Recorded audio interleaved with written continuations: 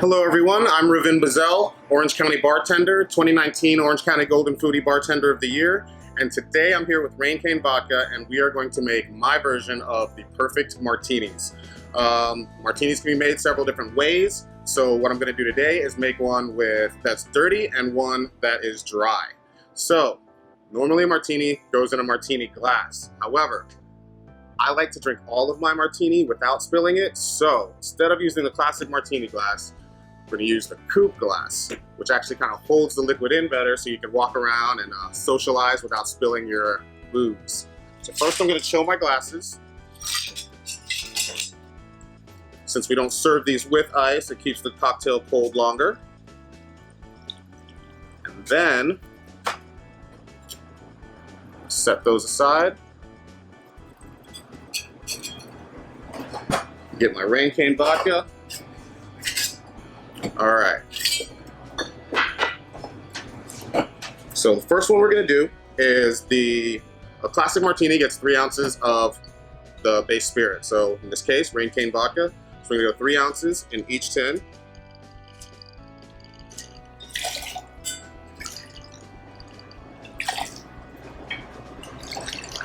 And then from here, for a classic dirty martini. A dirty martini requires 1 ounce of olive juice. If somebody says less dirty, you want to go ½ ounce. If somebody says more dirty, you want to go about 1.5 ounces. And that's usually a really good basis to go by, depending on how somebody orders. And as long as you shake it properly, dilute it enough, it should be the perfect martini based on what they tell you as far as their preferences. So we're going to start with our olive juice. These right here, I got Spanish Queen olives with hot Turkish peppers stuffed in them because I like a lot of spice. So if I'm going to do a dirty martini, I want some spice to it too. So on top of buying the olives with the hot Turkish peppers, what I did was add red crushed pepper flakes to the actual jar. You can see right there. So it actually gives the olive juice some more spice as well.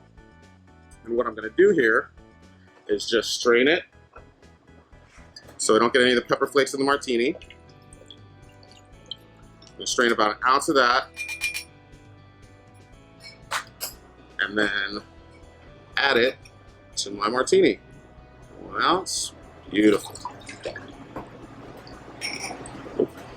So now we have our vodka and our olive juice. So that's pretty much done. And then for a dry martini, we are going to just have the vodka, add our ice. Add our ice. Now, vermouth. For a dry martini, use dry vermouth. If you have vermouth, make sure it's in the fridge. It needs to be kept cold and chilled. If you have it sitting out on the counter, it's going to go bad, and that's why nobody likes vermouth. As a young bartender, about 20 years ago, I learned in Florida that we always had vermouth sitting on the back bar. We always tried it. We never knew what to do with it, and it always tasted disgusting. As I got older and more deeper into the business, I learned that why it was disgusting was because we weren't storing it properly, so it was always bad. So always keep your vermouth chilled. So I'm going to grab my vermouth out of the fridge, dry vermouth, and notice I didn't add it to the actual cocktails, but what I'm going to do is a glass rinse with it. So I'm just going to add a little to the glass, swirl it around so it coats the glass. Then I'm going to do the same thing with the other one. And what vermouth does is it actually gives it like a nice silky texture and balance to the vodka as well. Because you're just drinking straight alcohol, it kind of helps to mellow it out a little bit. Now, so I've got our vermouth washed glasses right here. I'm gonna shake up our martinis.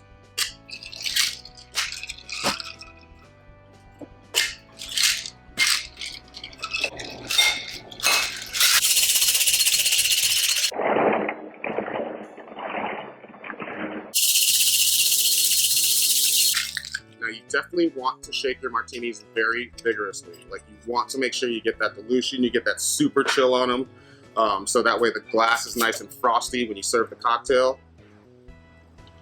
Here we have our dirty martini.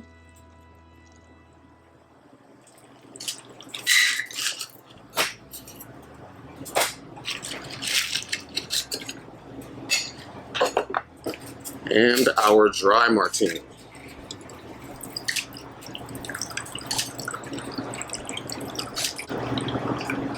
Now, obviously, the dry one is going to be a little shorter because I didn't add an ounce of olive juice. So just in case you're wondering why they're different levels, that would be why. Now, for garnish. For a dry martini, you can either do olives as well as cocktail onions or citrus. So for this one, we're going to do a twist. So when somebody says twist, it usually refers to lemon. I'm just going to cut the peel right there, trim it up so it's nice and pretty.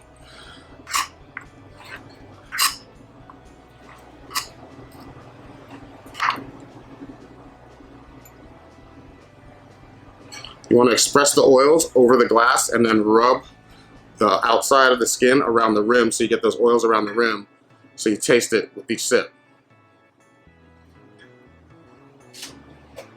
Just roll it up.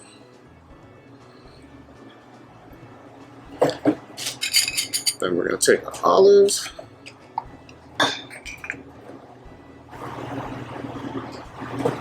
And we have our dirty martini and our dry martini. Two perfect and delicious martinis to get your night going. Cheers.